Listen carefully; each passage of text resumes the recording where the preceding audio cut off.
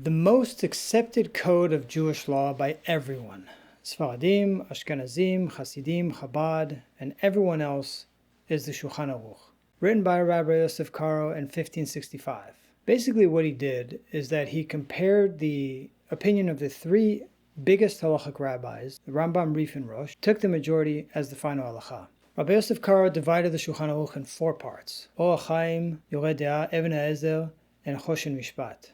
One of the most popular modern books based on Shulchan Aruch today is the Yalkut Yosef, which is written based on the rulings of Maran Ovadia Yosef, written by his son Rav Yitzchak Yosef. The Yalkut Yosef essentially takes everything that the Shulchan Aruch says and applies it to situations of today that weren't an issue in the time of Rabbi Yosef Karo.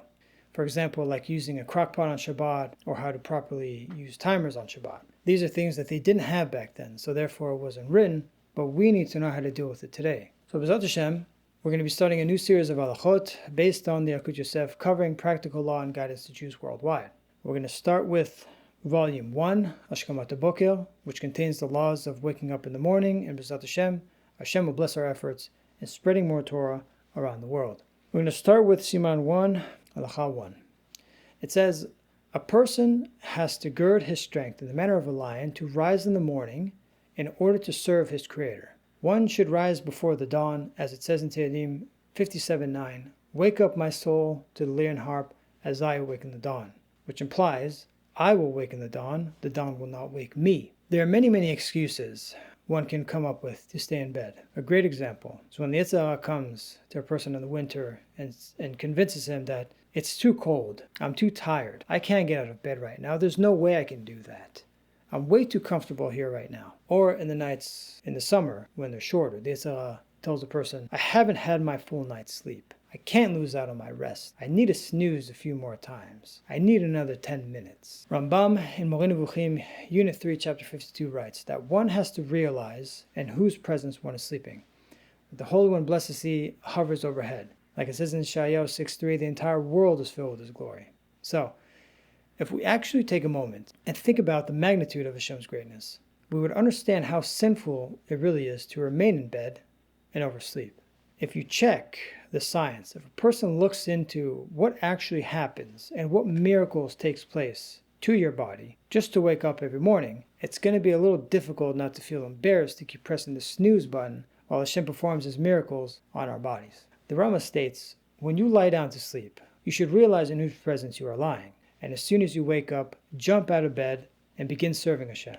Because if someone is filled with a fear of Hashem's presence when he lies down to sleep in order to replenish his strength, he's not going to have any issues when he wakes up.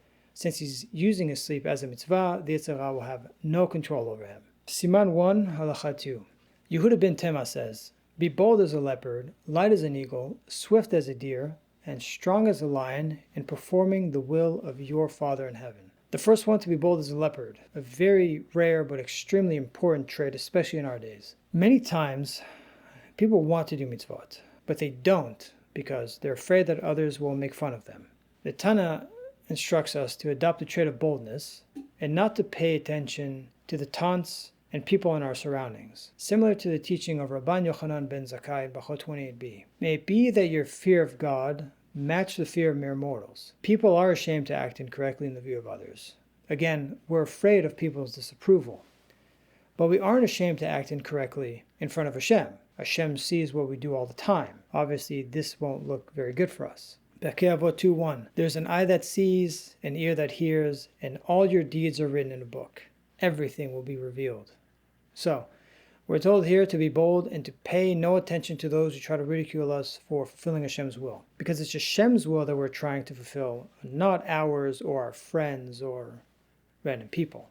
During the time King David was running from Shaul HaMelech, who was searching to kill him, he said in Tehillim 119:46, I speak about your laws in the presence of kings, and I feel no shame. He was forced to run away and to find a place to hide from Shaul HaMelech. He ended up finding a place, the place of neighboring kings, which were Goy kings, and even in that situation, the kings were making fun of him. But King David still didn't stop his daily routine. This teaches us that we have to be bold in these types of circumstances when we're doing mitzvot. But this isn't an excuse to start conflict, meaning we have to be careful not to use boldness as an excuse to be arrogant and pretend like it's okay because we're doing a mitzvah, as we know you can't do a mitzvah with the outcome being a sin. The Mishnah Berurah warns us that if we are personally being made fun of or embarrassed for a certain mitzvah that we're doing, we shouldn't pay attention to these people. Just ignore them, keep doing what you're doing, do it for the sake of heaven. Don't start fighting with these people. But on the other hand, if someone wicked is misguiding you or someone else, whether that being a person or a group of people, trying to make them go off the derech, we are obligated to protest against it. It's 100% forbidden, and it's putting people's world to come in danger. As it says in Tehillim 119:21, I act with hate toward those who hate you, HaShem, and I fight those who rise up against you. I hate them with utmost hatred, King David says. Going back to the verse, to be bold as a leopard, light as an eagle, swift as a deer, and strong as a lion. The trait to be light as an eagle refers to our eyes. We have to train ourselves never to look at forbidden things. Seeing with our eyes is many times the first step that leads to all sins.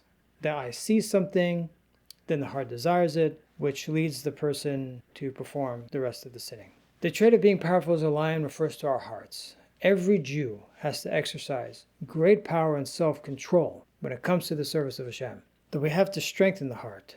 That we have to conquer this evil inclination that comes to us first thing in the morning. Yeah, it's hard at first, but a person will get used to it once implemented enough times. Next, the trait of being swift as a deer refers to our legs. When there's a mitzvah to be performed, one should run to it, don't put it off. The most important mitzvah is the one we have right now. The longer we wait, the faster the Yetzer Hara runs to dissuade us from doing it. In relation to the deer, a deer runs to flee from the hunter. Likewise, one should run from the traps of the Yetzer Hara so that we don't get caught up in his net. Midrash Vaikarabah 35:1, King David tells HaShem, Master of the universe, every day I make plans to go to various places and visit various people, but my legs bring me to the synagogue.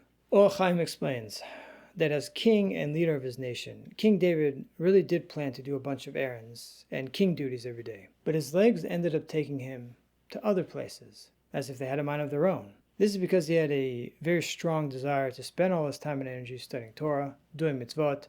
Obviously, we aren't at that level of King David, and even though the desire of studying Torah might not be so natural to us, this is what we should aspire for. Tehillim 139:35.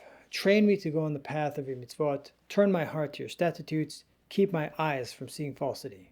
What he means is that a person has the ability to control his heart even after seeing something sinful or something he desires. Unfortunately, a person can't avoid seeing forbidden things all the time. Sometimes they show up unexpectedly. But for that exact reason, King David prayed to HaShem that he prevents such things from ever happening.